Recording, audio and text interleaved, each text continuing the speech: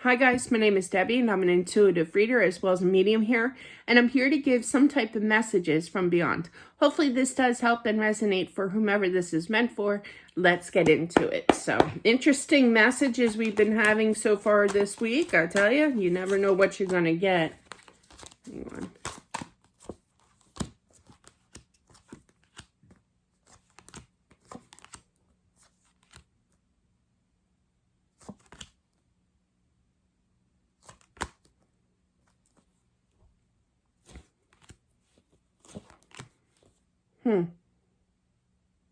I'm feeling this message is from a father figure that passed. And I feel that this message is for their son. I feel that, the father was like on his way to the other side, but I feel like when he passed, there was a lot of emotions from his son that he felt. And it was very hard to continue to walk towards the light, to walk towards the afterlife here. And I feel the son was talking to him kind of thing, crying a lot here. And it was very difficult. And I feel that the father here is trying to say, I'm okay, you're going to be okay, kind of thing. Yeah, I feel like there's this great big why from the son here that I don't understand. Why this has to happen here. And I feel like they had a very, there's something to do with football. I literally heard football, tossing the football in the front yard or what have you, but there's some kind of affiliation with football. Not like, professional, but like go birds, but like, sorry, I just had to say that. But yeah, but like just, young energy, just tossing the ball outside in the front yard, missing all that, But I feel like the father figure had a really tough time, What are they showing me that for? The movie Ghost, what was it? Man, that was a long time ago. I'll have to watch that again. With Patrick Swayze and like I forget. There was a scene, I can't remember who or what the situation was, but there was some kind of hesitate. Yeah, when he first passed. His wife or girlfriend or whatever, Demi Moore, was it? She cried his name out. It's something like that. And then he saw the light, and then in the movie, and it's something like that. They're showing me this movie. Man, I haven't seen that movie in ages. So I'll have to have a refresher course here. But it's something like that where they kind of get, pulled back, hesitant here because he hears his son's cries after his passing. But just know that your dad is on the other side, that he is happy, okay? But he does worry about you, okay?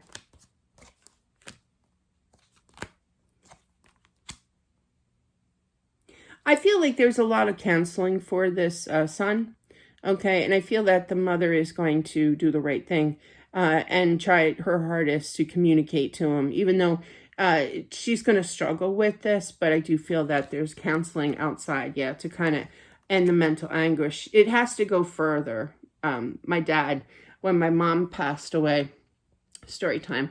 My dad, I was okay with it because I believe in the afterlife. I've been having messages all in the book, accepting the gift, but since I was like 2, okay. But I've been seeing spirits forever. My mom passed when I was 13, and my dad was the one really that didn't know how to handle it all, with me, didn't know what to do. So he automatically just sent me to a therapist to talk about it. And I'm like, what am I doing here? Like I didn't do anything wrong. Like I guess it was because I didn't really cry. I cried, but I wasn't a biggest crier because I believed in the afterlife. I still do to this day, obviously, but I believe in that. And I guess that puts my mind at ease, knowing that she is happy, that she's at peace, kind of thing. But she still is with me. Okay, definitely. To this day, I just felt her energy, okay. But regardless, I feel like she just popped in. But yeah, but she don't have any messages. She's just confirming that she's still around. But yeah, so I just feel like there's this energy of, my dad really didn't talk to me too much about it. I feel like he just didn't know what to say. It was nothing bad. It just was that he just didn't know what to do. He threw his hands up. So he automatically sent me to this therapist. But I feel like the mom at least is going to talk, unlike my dad. uh, after she passed, and so the mom's going to try to talk to him, but he's going to be kind of phased out, not really having any kind of good results, kind of just foggy in the mind kind of energy, not really getting through to him. He doesn't really want to talk kind of thing to her, being unsuccessful with that communication. But she's trying, you're trying here. But I feel that it's going to have to take more action here, okay? And I do feel that eventually he will open up, okay, to this therapist. I'm sorry. But yeah. Oh, I got so focused on that. Okay. But yeah, I do feel that, I feel like the dad is given some kind of approval for doing this, that he needs this extra help here. Oh, he's frustrated with the whole situation, that he can't be there, that he can't chime in, that he can't give his 2 cents, that he can't apologize here as well. And it is stressful for the mom, but I do feel that things will balance out. Pray, definitely pray, and talk to him as well. I almost feel it's kind of, I feel like the dad is on the other side kind of talking to a spirit guide or somebody on the other side saying, can't we do something about this? Like, I'm concerned about my son, I feel like he's like, was he a lawyer? I just feel lawyer, like trying to, talk like, what do you call that? Oh my gosh, I should have watched Ally McBeal more. Law and Order more. But yeah, please approach, oh man, comment down below, even if, but yeah, approach the bench, like they're having like this consultation, like on the sidelines. That's what it feels like. Oh my gosh, I can't think of the right words, but anyway, you know what I mean. But yeah, the mom is going to struggle here, but I do feel though that she's going to do the right thing. Okay. Yeah.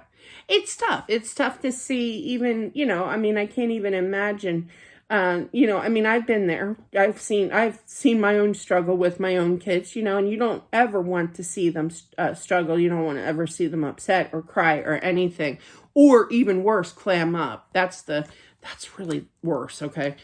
In my eyes, but yeah, clamming up, because you can't break that, it's tough to break that quietness, for me anyway. I don't know about others, but definitely.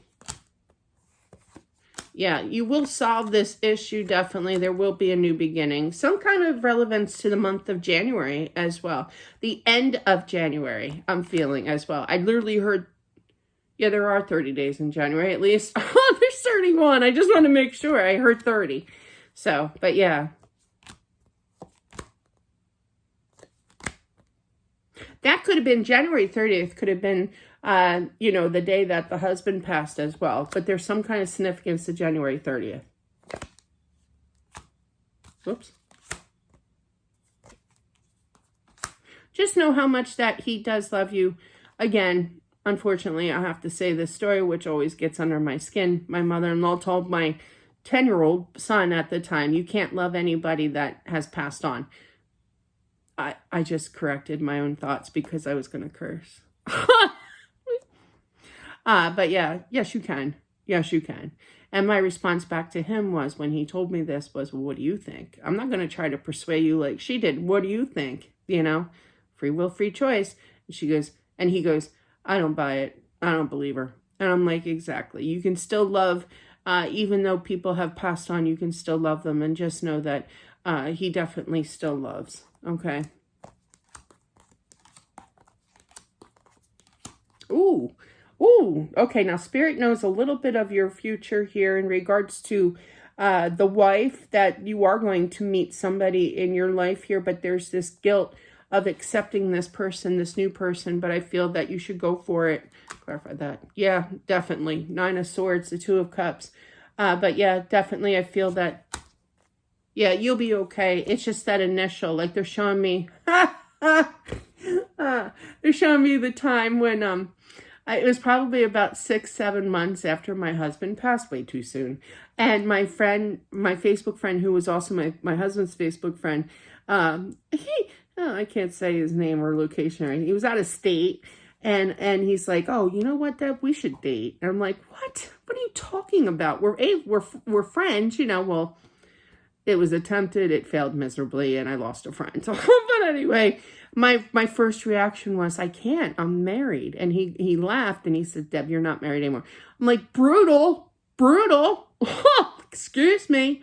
But yeah, I was kind of insulted that he would say that to me, but I guess in reality I wasn't. But in my heart and in my mind, I was, even it's been 11 years. Sometimes I still picture myself married to my husband, but yeah, I don't know why that is, but there's just a strong connection.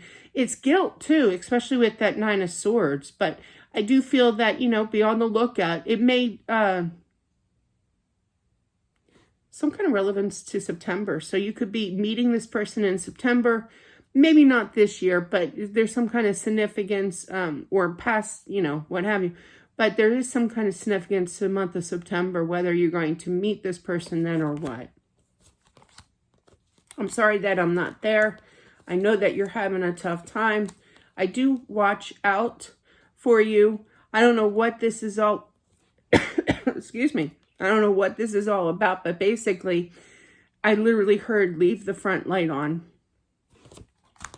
To me, leaving the front light on is for precautionary sake. I don't feel like anybody's going to rob you or what have you. It's just for safety reasons. If you feel unsafe, turn on the outside light. That's what I'm feeling. I'm just going to say that. I don't feel that it's more of a security issue. It's more like, oh, my front light is on, so therefore I'm home, So this will keep the bad people out of my house and away from me, So it's more of a security thing. So if, I'm one of those, especially when I'm dealing with the afterlife. Oh, yeah. I mean, even mediums get scared, like they get spooked, definitely. But like if I hear a noise or if I feel an energy, I'm like, no, cover up your Alexa's ears because I'm going to do it. I'll be like, Alexa, Deb's light on. She'll turn on my light. And I'm like, I feel better now. Yeah, there are times in the middle of the night, especially between 3 and 5. It's all in the book. That's the witches. They call it the witches hour. That's when the veil is most thin. That's when spiritual activity takes place. And I feel creepy energy. You're darn right. Alexa and I are going to have a conversation. But yeah, I forget where I was going after that story, but yeah, I do feel that, oh goodness me, I feel that there's definitely visitation here, not 24/7, there's going to be times where they cannot present themselves, they cannot be there, but for safety reasons, for feeling more comfortable. It's kind of like that Alexa story, and I'm sorry if all your Alexas are going off right now. That happens, believe me. I've been there, done that with TikTok and every other video. When they say it, mine goes off too. But I apologize for that. But yeah, if you feel unsafe, turn on a light. I feel like the outside porch light is definite a message here. But with that lovely, Alexa story, if you feel creepy, if you feel like you have eyes on you, just turn on the light, okay? And it's not saying the boogeyman's underneath your bed or anything. It's just that, spirits do go after our energy, and they do go after the energy of our own electricity in the home. So if you put on that light, they're not going to be able to, stick around, okay, with that energy. It's interesting. That's all in the book too. But yeah, do check out the book. Absolutely. Not a free plug here, but sort of. It's a good book. Definitely do check it out if you have time. That link is down below in the comment section. It's always pinned there, as well as in the description box. Thanks, guys, for watching. I do appreciate it, as always. Don't forget to subscribe as well. Smashing that like button, it definitely helps out with my channel. And I'll talk to you soon. Bye.